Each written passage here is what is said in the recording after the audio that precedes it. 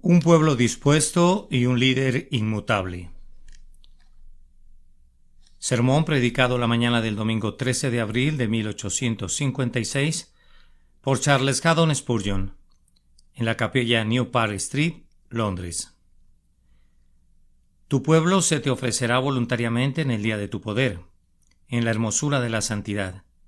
Desde el seno de la aurora tienes tú el rocío de tu juventud. Salmo 110, 3. Nunca me ha desconcertado tanto un versículo de la Escritura al tratar de descubrir su significado y su encadenación como este pasaje lo ha hecho. Leyéndolo rápidamente a simple vista puede parecer fácil, pero si lo escudriñan muy cuidadosamente, encontrarán que difícilmente pueden hilar sus palabras o darles un significado inteligible. He leído a todos los comentaristas que poseo y encuentro que todos ellos dan un significado a las palabras, pero ninguno de ellos, ni siquiera el Dr. Gill, da un significado coherente a toda la frase. Después de revisar las antiguas traducciones y de emplear todos los medios a mi alcance para descubrir su significado, me encuentro tan lejos de lograrlo como lo estaba al principio. Matthew Henry, uno de los comentaristas más sabios y ciertamente el mejor para una lectura en familia, dice que el pasaje puede ser leído de la siguiente manera: Tu pueblo vendrá voluntariamente en el día de tu poder, en la hermosura de la santidad. En el seno de la aurora tienes tú el rocío de tu juventud. Así es como él lo explica, aunque no establece que esa sea la traducción adecuada. Henry explica la última frase: tienes tú el rocío de tu juventud, diciendo que en la primera etapa de la vida, desde el seno de la aurora, los jóvenes deben entregarse a Jesucristo, pero esto no es así. Hay dos puntos después de la palabra aurora, en la versión King James en inglés, que dividen la frase. Además, no dice, el pueblo se te ofrecerá, tienes tú el rocío de su juventud, como debería leerse si fuera tal como el expositor lo entiende, sino que más bien dice a Cristo, tienes tú el rocío de tu juventud. No fue sino hasta que consideramos plenamente el contexto del versículo y que tratamos de entender el alcance del Salmo, que concluimos que ya habíamos entendido su significado, y aún así dejaremos el juicio de cada uno de ustedes decidir si hemos entendido la mente del Espíritu como esperábamos haberlo hecho. El Salmo es una especie de salmo de coronación. Se le dice a Cristo que tome su trono. Siéntate a mi diestra. El cetro es colocado en su mano. Jehová enviará desde Sión la vara de tu poder, y luego se hace una pregunta: ¿dónde está su pueblo? Pues un rey no sería rey sin sus súbditos. Aún el título más elevado de realeza no es sino algo vacío si no hay súbditos que constituyan su plenitud. ¿Dónde entonces encontrará Cristo eso que será la plenitud de Él, que lo llena todo en todo?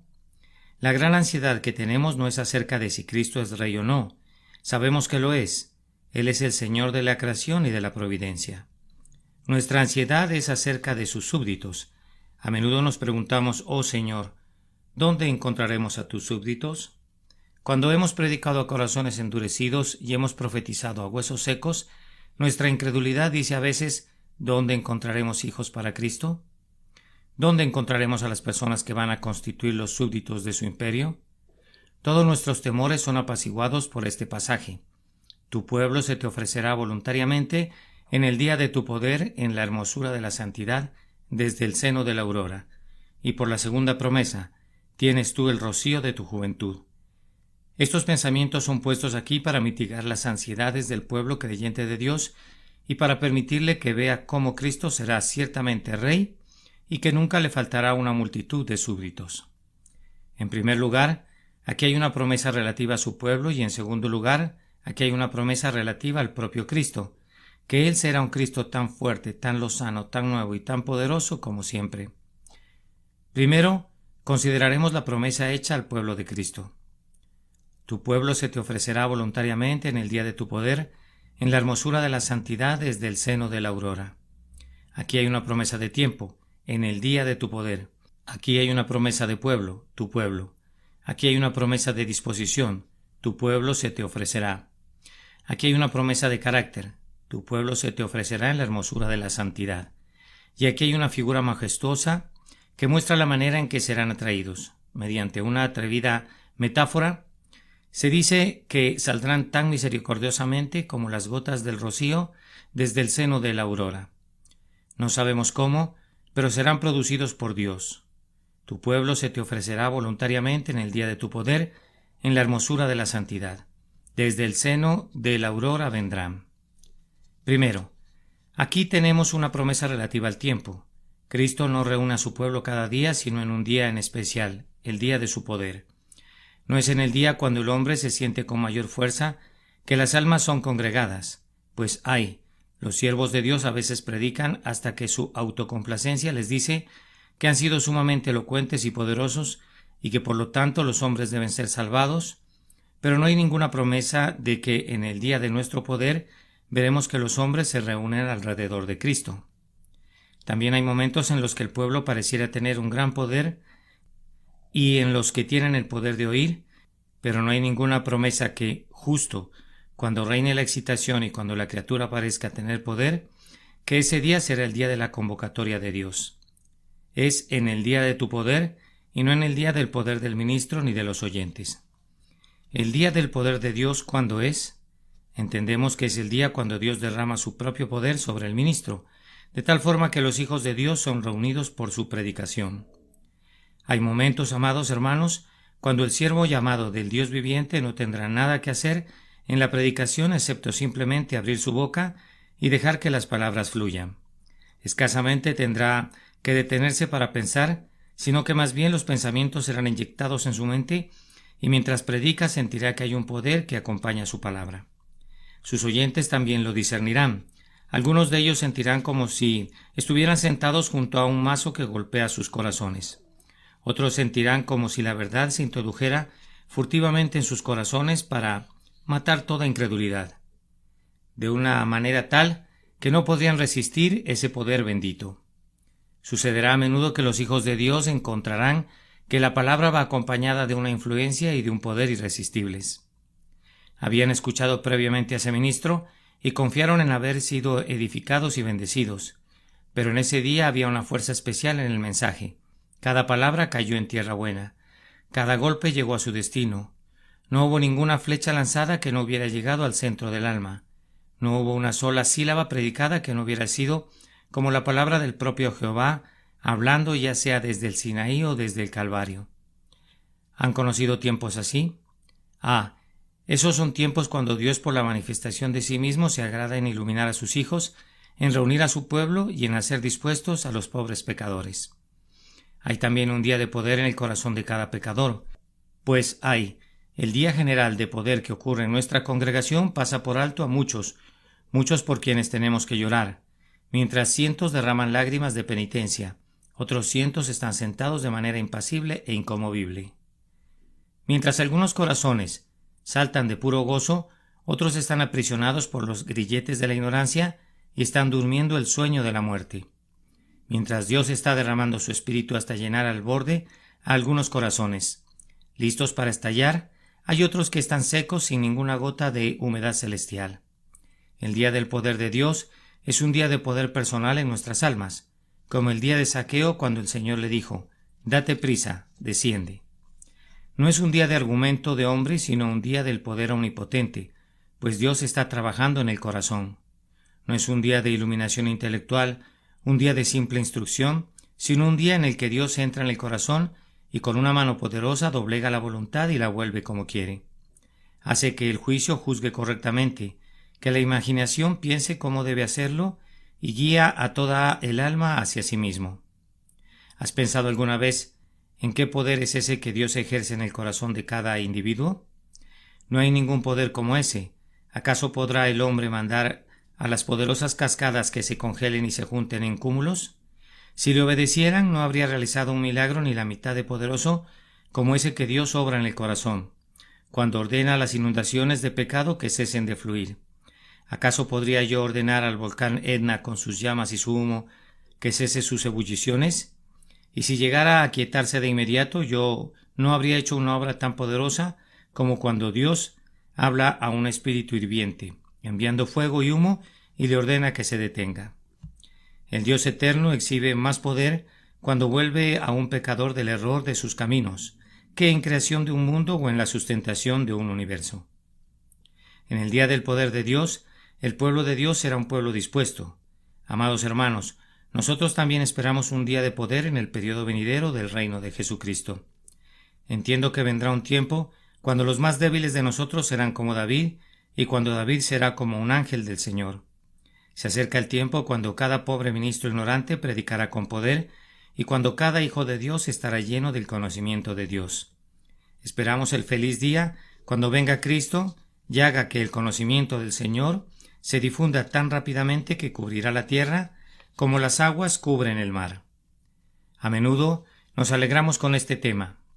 Bien, si laboramos en vano y gastamos nuestras fuerzas a cambio de nada, ahora no sucederá lo mismo siempre. Vendrá el día cuando el viento fresco del Espíritu llenará las velas de la Iglesia y la harán navegar con rapidez. Cuando la débil mano del ministro será tan poderosa como la mano del guerrero cristiano más valeroso que haya blandido jamás la espada del Espíritu. Cuando cada palabra de Cristo será como un ungüento derramado, esparciendo su perfume sobre un mundo pecador. Cuando no predicaremos nunca un sermón que no tenga efecto. Cuando desciende de los cielos la lluvia y la nieve y no vuelve allá, sino que riega la tierra y la hace germinar y producir, dará fruto para la gloria de Dios. Ese fruto es la destrucción de los ídolos y el derrumbamiento de todas las religiones falsas. Día feliz ese día de poder. Cristianos, ¿por qué no oran por ese día? ¿Por qué no piden a Dios que dé poder a su pueblo y que Cristo venga con presteza y encuentre a su pueblo dispuesto? Hay, sin embargo, otra traducción para estas palabras. Calvino las traduce: en el tiempo de la reunión de su ejército. Au jour des montres, en el día de la revista. A veces ustedes dicen: oh, si ocurriera una gran contienda, ¿dónde serán encontrados los hombres que luchen por Cristo? Hemos escuchado a creyentes tímidos que dicen: oh, me temo que si viniera la persecución, encontraríamos a muy pocos valientes por la verdad. Pocos ministros se adelantarían valerosamente para sostener el Evangelio de Cristo. No hay tal cosa, creyente. El pueblo de Cristo estará dispuesto en el día de los ejércitos de Dios. Dios no ha tenido que pelear nunca una batalla en la que pudiera decir: no tengo soldados de reserva. Dios no ha tenido nunca una ardua campaña en la que sus ejércitos hayan sido insuficientes. Una vez el profeta dijo: después alcé mis ojos y miré, y he aquí 4 cuernos. Y dije al ángel que hablaba conmigo: ¿qué son estos? Y me respondió: estos son los cuernos que dispersaron a Judá, a Israel y a Jerusalén. Me mostró luego Jehová 4 carpinteros, y yo dije: ¿qué vienen estos a hacer? Y me respondió diciendo: aquellos son los cuernos que dispersaron a Judá, tanto que ninguno alzó su cabeza, mas estos han venido para hacerlos temblar, para derribar los cuernos de las naciones que alzaron el cuerno sobre la tierra de Judá para dispersarla. Zacarías 1, 18 al 21. Dios tenía suficientes hombres para derribar los cuernos y para construir su casa. Había 4 hombres, y él tenía el tipo adecuado de hombres listos para hacer su trabajo, pues los carpinteros estaban listos. Siempre que la lucha se aproxime, Dios encontrará a sus hombres. Siempre que la batalla vaya a comenzar, Dios encontrará a hombres valerosos por la verdad. Nunca teman que Dios vaya a descuidar su iglesia. Tu pueblo se te ofrecerá voluntariamente en el día de la batalla de Dios. ¿Estás asumiendo alguna empresa noble? ¿Acaso dices: aquí hay un gran empeño por evangelizar al mundo? ¿Dónde encontraremos a la gente? La respuesta es: el pueblo de Dios se ofrecerá voluntariamente en el día de sus ejércitos. Algunos maestros de escuelas dominicales se están quejando que en sus iglesias no pueden encontrar suficientes personas para cubrir su distrito. ¿Por qué no? Porque no tienen suficiente pueblo de Dios, pues el pueblo de Dios está dispuesto en el día de sus ejércitos. Nosotros nos hemos quejado porque no podemos conseguir ministros para evangelizar. ¿Por qué no? Porque no están imbuidos plenamente del Espíritu del Señor, pues su pueblo estaría dispuesto en el día de los ejércitos de Dios cuando se le necesite. Ellos siempre tienen corazones dispuestos, que están listos para la batalla. No dicen: debo consultar a carne y sangre. No, allí está el estandarte. Adelante, soldados de Dios. Allí está la batalla. Desenvainen las espadas. Ellos están listos de inmediato para la batalla. Siempre están listos en el día de los ejércitos de Dios. Amados, no teman la lucha. No tengan miedo de emprender algo. Tampoco piensen que la plata y el oro serán escasos. Tu plata y tu oro son míos y los millares de animales en los collados. Independientemente de cuál sea el peso de sus ideas, no piensen que fracasarán. El pueblo de Dios se presentará voluntariamente cuando Él requiera de su ayuda. Nosotros creemos firmemente en esa verdad, pero debemos esperar el día de Dios. Debemos orar por el día de Dios. Debemos tener esperanza al respecto de ese día, y cuando venga Dios encontrará a su pueblo dispuesto como debe estarlo. Además, tenemos aquí la promesa de un pueblo. Tu pueblo se te ofrecerá voluntariamente en el día de tu poder. Nadie más lo hará. Aquí hay una promesa que Cristo siempre tendrá un pueblo. En las épocas más oscuras Cristo siempre ha tenido una iglesia. Y si vienen tiempos más oscuros todavía, Él tendrá todavía a su iglesia. Oh, Elías, tu incredulidad es una insensatez. Tú dices, ¿y solo yo he quedado? Y me buscan para quitarme la vida. No, Elías, en esas cuevas de la tierra, Dios tiene a sus profetas escondidos en grupos de 50 en 50. Tú también, pobre cristiano incrédulo, en algunos momentos tú dices, y solo yo he quedado. Oh, si tuvieras ojos para ver, si pudieras viajar un poco, tu corazón se alegraría al descubrir que a Dios no le falta pueblo. Mi corazón se alegra al descubrir que Dios tiene una familia en todas partes. A cualquier parte que vayamos, encontramos corazones verdaderamente sinceros, hombres llenos de oración. Yo bendigo a Dios porque puedo decir, en relación a la iglesia, en cualquier parte donde vaya, aunque no sean muchos, hay unos cuantos que suspiran y gimen por los dolores de Israel.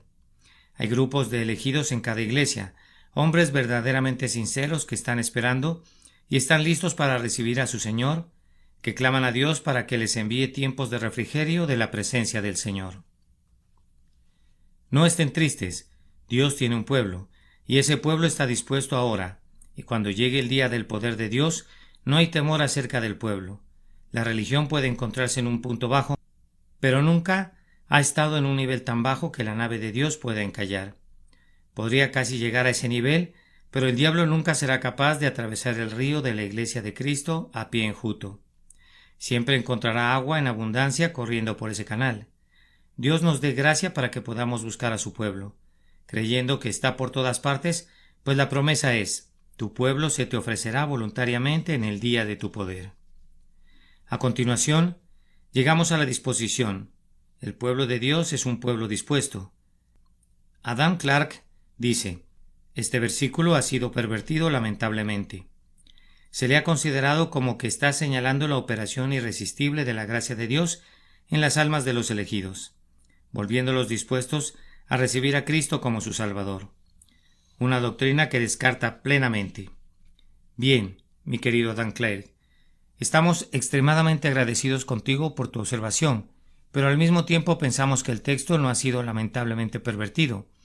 Nosotros creemos que el texto ha sido utilizado muy adecuadamente para mostrar que Dios hace a los hombres dispuestos. Pues si leemos nuestras Biblias correctamente, entendemos que los hombres por naturaleza no están dispuestos, pues hay un texto que a ustedes les gusta mucho, que nosotros creemos que no les pertenece y que dice, «Y no queréis venir a mí para que tengáis vida». Y hay otro texto que nos gustaría poner en tu mente y en la de tus hermanos, «Ninguno puede venir a mí si el Padre que me envió no le trajere». Si ustedes recordaran eso, creemos, aunque el texto no lo enseña, podrían al menos tener algún respeto por la doctrina.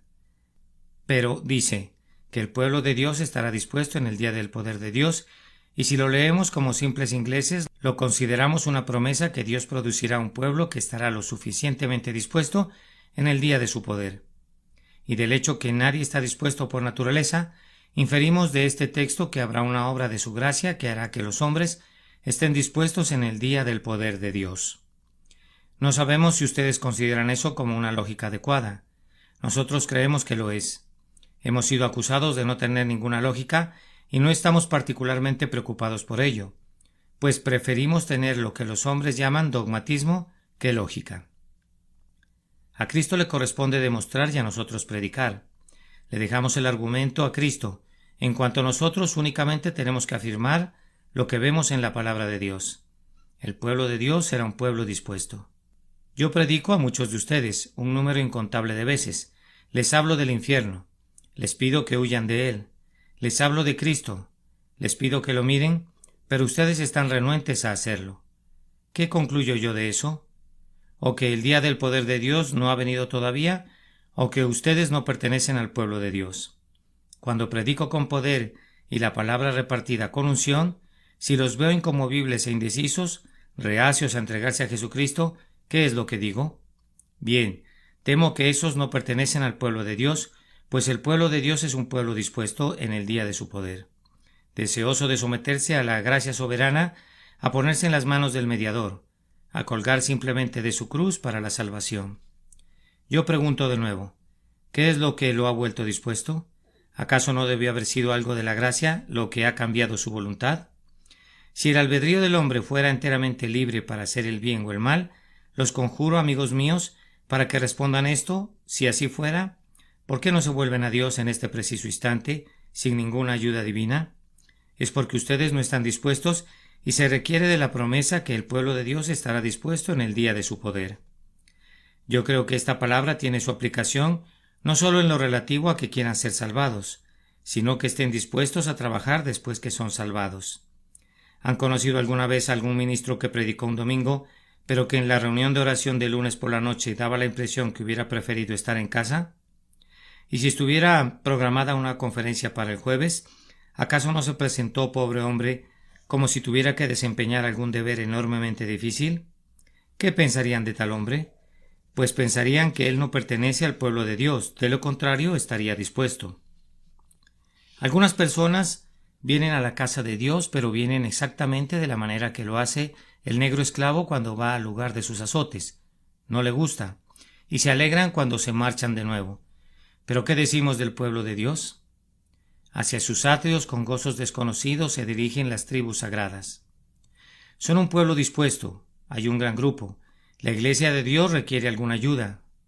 Un hombre reparte algo sin importancia como siempre lo hace para mantener su respetabilidad. Ustedes no piensan que exhiba el espíritu de un cristiano porque no está dispuesto, pero el pueblo de Dios está dispuesto. Todo lo que hace lo hace voluntariamente, pues es constreñido no por compulsión sino únicamente por gracia. Estoy seguro que todos nosotros podemos hacer mejor las cosas cuando estamos dispuestos que cuando somos forzados a hacerlas. Dios ama los servicios de su pueblo porque lo hace voluntariamente. Hacer la tarea voluntariamente es la esencia del Evangelio. Dios se deleita en tener como siervo a un pueblo dispuesto. Él no quiere tener esclavos para agraciar su trono, sino hombres libres, quienes con alegría y gozo estén dispuestos en el día de su poder. Escasamente tendremos el tiempo suficiente para una discusión del texto completo, pero brevemente debemos notar el carácter de este pueblo, así como sus disposiciones. Tu pueblo se te ofrecerá voluntariamente en el día de tu poder. Ellos estarán dispuestos en la hermosura de la santidad. Así es como estarán vestidos, no simplemente en santidad, sino en la hermosura de la santidad. Pues la santidad tiene su hermosura, sus joyas, sus perlas, ¿y cuáles son estas? Ellos estarán vestidos en la hermosura de la santidad, de la justicia imputada y la gracia impartida. El pueblo de Dios en sí mismo es un pueblo deforme, de aquí que deba recibir la gracia. El estándar de la belleza es la santidad. Si un ángel descendiera del cielo y llevara a Dios a la criatura más bella que pudiera encontrar, no escogería las rosas de la tierra, no recogería sus lirios, sino que subiría al cielo el carácter hermoso de un hijo de Dios. Dios encontrará un héroe abnegado donde descubriera a un cristiano desinteresado. A un ardiente discípulo, el ángel lo tomaría exclamando: «Grandioso Dios, aquí hay hermosura, tómala, esta es tu hermosura». Cuando paseamos y admiramos las estatuas y otras obras parecidas decimos: ¡qué belleza! Pero el cristiano tiene la verdadera belleza, la hermosura de la santidad. Oh, ustedes que son jóvenes, ustedes que son alegres, ustedes que son orgullosos, ustedes piden belleza. Pero, ¿saben ustedes que todas las bellezas de esta tierra no pueden traerles ningún bien, pues ustedes tienen que morir y llevar una mortaja? El tiempo te robará tu lozanía, la muerte te arrastrará a la tumba. Pero si tienes la hermosura de la santidad, esta aumentará y se tornará más hermosa, y entre los bellos ángeles, tú tan bello como ellos, estarás revestido de la justicia de tu Salvador. Tu pueblo se te ofrecerá voluntariamente, para pasar al frente, y será el pueblo adecuado. Será un pueblo santo, vestido con toda la hermosura de la santidad. Ahora, Hay una intrépida metáfora que debemos explicar en el último lugar. El texto dice: tu pueblo se te ofrecerá voluntariamente en el día de tu poder, en la hermosura de la santidad. Ahora ustedes entienden eso, pero ¿qué significan las siguientes palabras? ¿Desde el seno de la aurora? Pues desde el primer periodo de sus vidas, dicen los comentaristas, el pueblo de Dios será dispuesto. No, no significa eso. Hay una figura atrevida y brillante aquí. Se pregunta, ¿de dónde procederán? ¿Cómo será traído el pueblo de Dios? ¿Qué medios serán empleados? ¿Cómo se llevará a cabo? La sencilla respuesta es esta. ¿Nunca has visto las gotas de rocío resplandecientes sobre la tierra? ¿Y nunca te preguntaste de dónde procede este rocío? ¿Cómo llegaron hasta aquí tan infinitas en número, tan pródigamente esparcidas por doquier, tan puras y brillantes? La naturaleza susurró la respuesta. Vinieron desde el seno de la aurora. Así vendrá el pueblo de Dios, tan silenciosamente, tan misteriosamente, tan divinamente como si viniera desde el seno de la aurora, como gotas de rocío. La filosofía se ha esforzado por descubrir el origen del rocío, y tal vez lo ha adivinado, pero para el oriental uno de los grandes enigmas era: ¿de qué seno procedía el rocío? ¿Quién es la madre de esas gotas perladas? Entonces, así vendrá misteriosamente el pueblo de Dios. Quien lo mire pasar por el camino dirá: no había nada en la predicación de ese hombre. Yo pensé que necesitaba oír a un orador. Este hombre ha sido hecho el instrumento de la salvación de miles de personas, y yo pensé que necesitaba oír a un hombre elocuente. Pero he escuchado a muchos grandes predicadores, mucho más inteligentes e intelectuales que él. ¿Cómo fueron convertidas estas almas? Pues han venido desde el seno de la aurora misteriosamente. Nuevamente, las gotas del rocío, ¿quién las hizo? ¿Acaso los reyes y los príncipes se levantan y sostienen sus cetros y ordenan a las nubes que derramen lágrimas, o las asustan hasta el llanto por medio de la percusión de un tambor? ¿Acaso marchan a la batalla los ejércitos para forzar al cielo a ceder sus tesoros y dispersar sus diamantes con generosidad? No, Dios habla. Él susurra al oído de la naturaleza, que llora de alegría por las buenas noticias que la aurora se aproxima. Dios lo hace.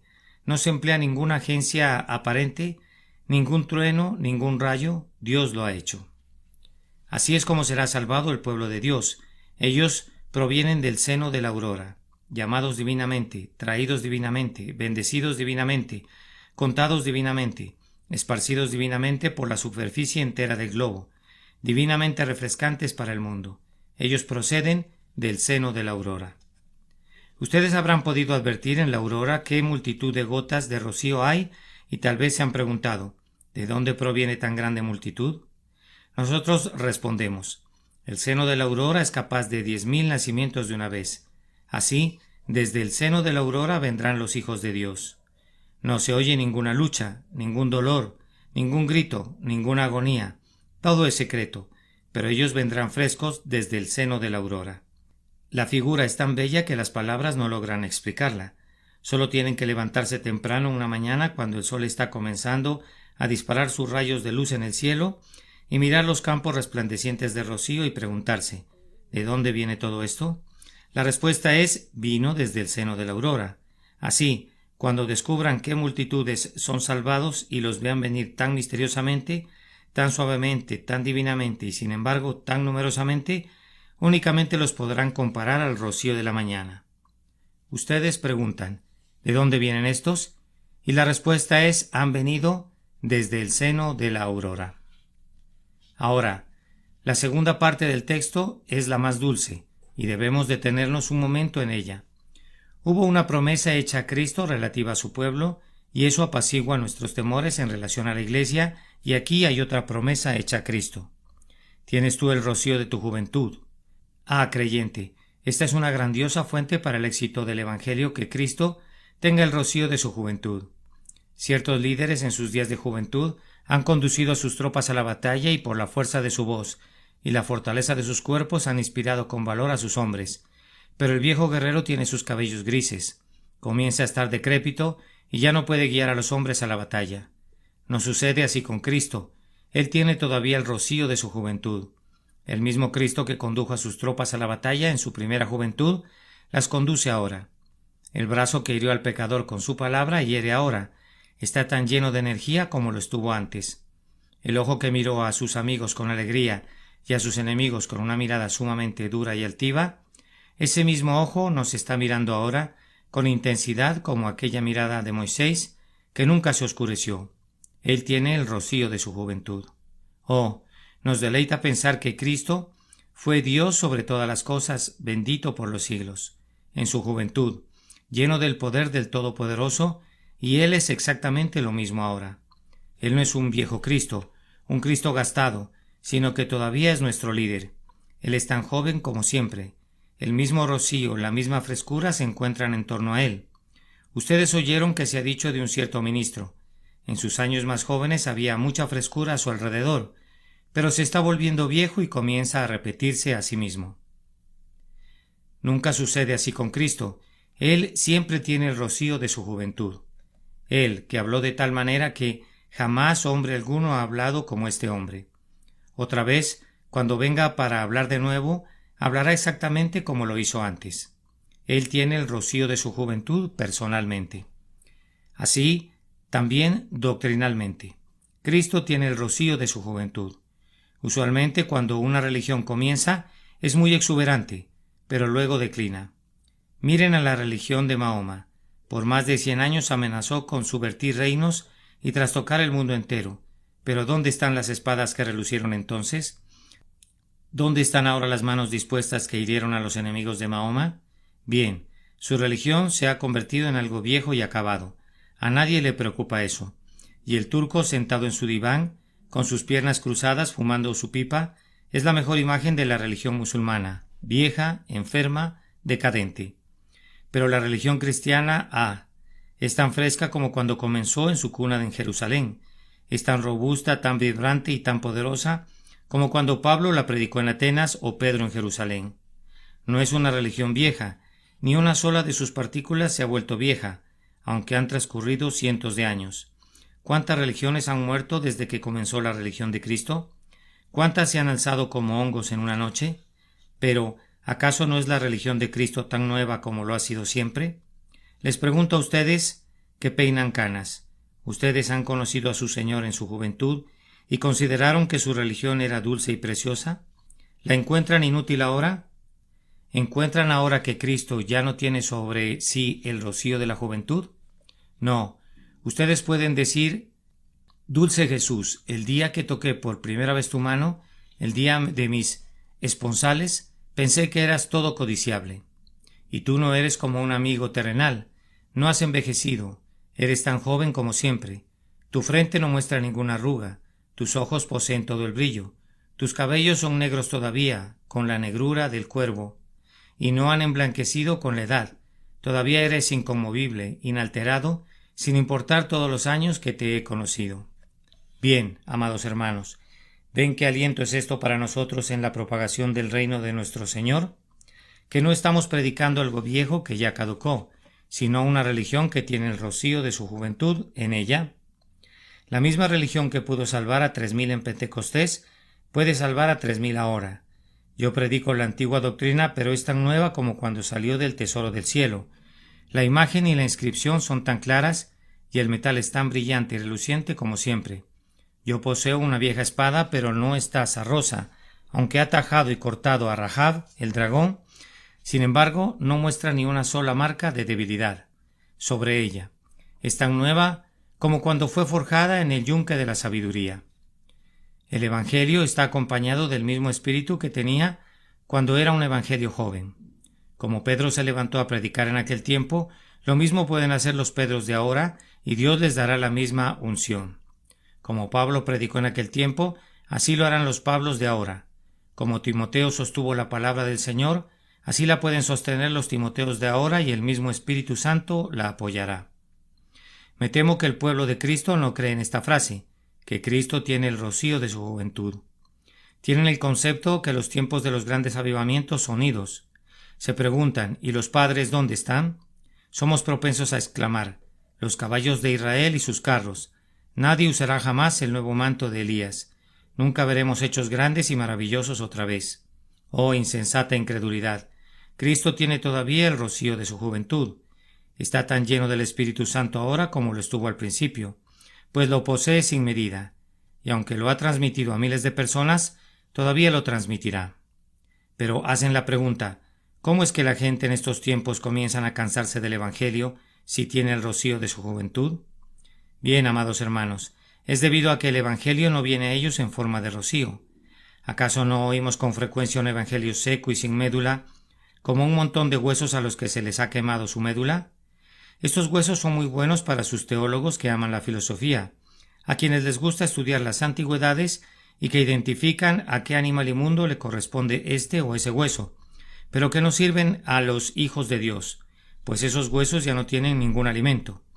Necesitamos un evangelio cubierto de unción, lleno de sabor, y cuando el pueblo de Dios tiene eso, nunca se cansa del evangelio, sino que encuentra un rocío y una frescura en el que son permanentes. Ahora, si Cristo tiene el rocío de su juventud en torno a él, con cuánta sinceridad deberíamos proclamar su palabra quienes somos sus ministros. No hay nada como una poderosa fe para hacer que un hombre predique poderosamente. Si yo creo que estoy predicando un viejo evangelio vacilante, no puedo proclamarlo con celo, pero sí sé que estoy predicando un poderoso evangelio fornido, cuya estructura no ha sido sacudida y cuyo poder es precisamente tan grande como siempre. Cuán poderosamente debería predicarlo. Ah, bendito sea Dios. Hay unos cuantos corazones tan encendidos como siempre, unas pocas almas tan firmes en la causa de su Señor como lo fueron los corazones de los apóstoles. Hay todavía unos cuantos hombres buenos y verdaderos, reunidos alrededor de la cruz, como los hombres de David en la cueva de Adulam. Hay unos cuantos valientes que se reúnen en torno al estandarte. Él no se ha quedado sin testigos. Él tiene todavía el rocío de su juventud, y puede venir el día cuando esos que ahora están escondidos en la oscuridad saldrán como rocío ante el sol, reluciendo en cada arbusto, adornando cada árbol, iluminando cada pueblo, alegrando los pastos, haciendo que las colinitas canten gozosas. Anda, cristiano, y pon esto en la forma de una oración. Pídele a Cristo que su pueblo pueda estar dispuesto en el día de su poder y que siempre retenga el rocío de su juventud. Cabalga, dulce príncipe, triunfantemente y ordena al mundo que obedezca. Prosigue y comprueba que eres el mismo como siempre, el Dios bendito, Dios sobre todas las cosas, bendito por los siglos. Arriba, cristiano, arriba, lucha por tu joven monarca, arriba, guerreros, que sus espadas brillen fuera de sus vainas, luchen por su rey, arriba, arriba, pues el viejo estandarte, que es también un nuevo estandarte, Cristo, es todavía joven y todavía fresco.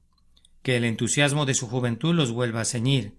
Otra vez levántense ustedes cristianos de edad avanzada y dejen que retornen los días de su juventud, pues si Cristo tiene el rocío de su juventud en torno a él, les incumbe a ustedes servirle con vigor juvenil. Arriba, saliendo de su sueño ahora, denle una nueva juventud y esfuércense por ser tan sinceros y tan celosos por su causa como si fuese el primer día que lo han conocido.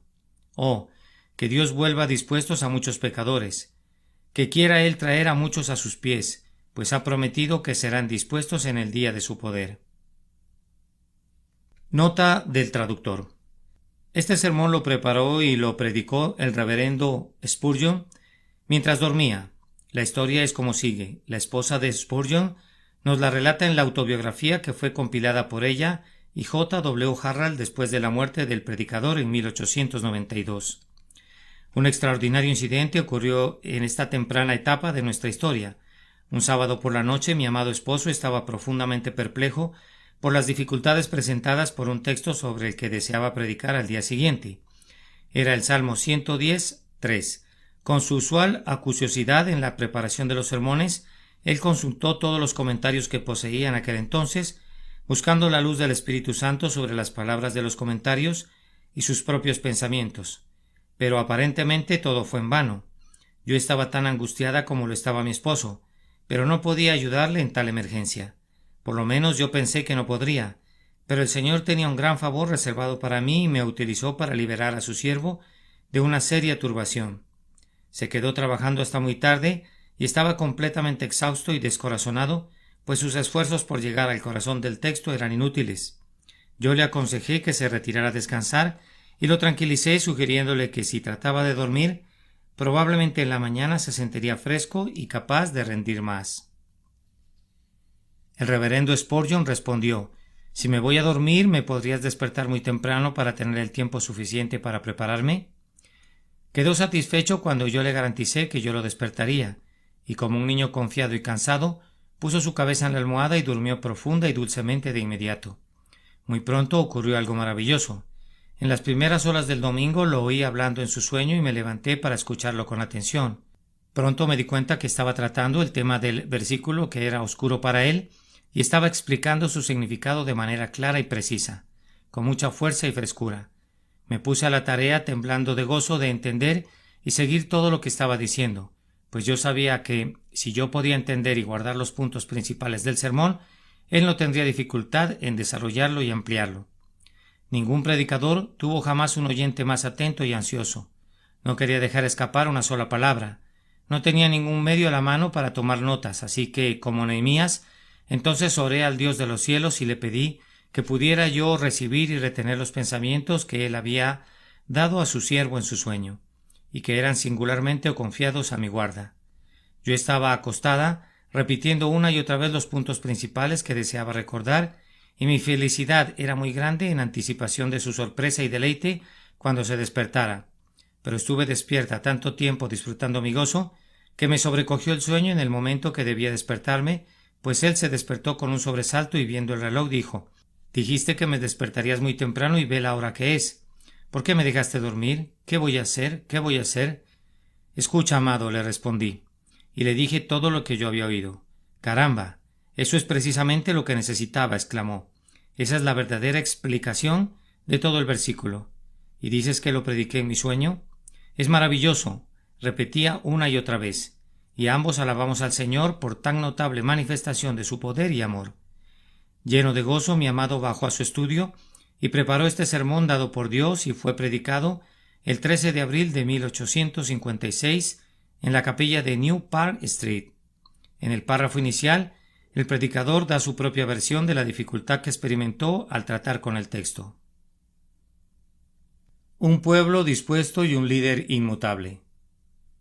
Sermón predicado la mañana del domingo 13 de abril de 1856 por el reverendo Charles Haddon Spurgeon, en la capilla New Park Street, Londres.